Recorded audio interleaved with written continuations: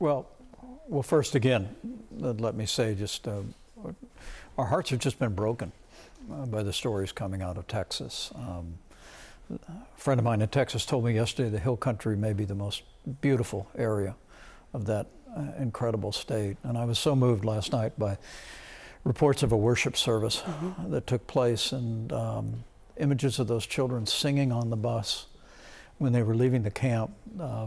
Gives you chills. It reminded me in 2017 when that horrific attack at the Sutherland Springs Church. Karen and I flew out and spent time with the families, and we saw the faith, the resilience, and the strength of the people of Texas. And I know they'll get through this, but they know they're not alone.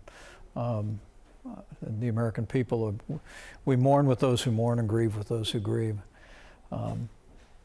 But I think the question of FEMA's role is one that probably ought to be debated now going forward. I mean, in my experience, both as a governor and as a vice president, I saw the central role that FEMA played in facilitating state response. I take the Secretary's point, who's been a governor herself, that states lead the response. In Indiana, whether it was hurricanes or flooding or California wildfires or otherwise, that the states do take the lead. But I think that backstop of expertise and personnel and the ability to be on the ground, getting resources directly to the American people to help rebuild their lives is important and should be sustained. I remember after Hurricane Katrina, I was in Congress at the time, and we remember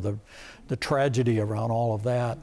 Congress then made an enormous investment in modernizing FEMA to the point where now FEMA personnel are able to literally stand in your front yard at your home, devastated by whatever conditions, and get your information and immediately process the federal assistance. So it's important we understand the states take the primary role in responding, public safety, rescue, recovery, but I think making sure that the federal government is there speeding those resources to hurting Americans is important and should be continued.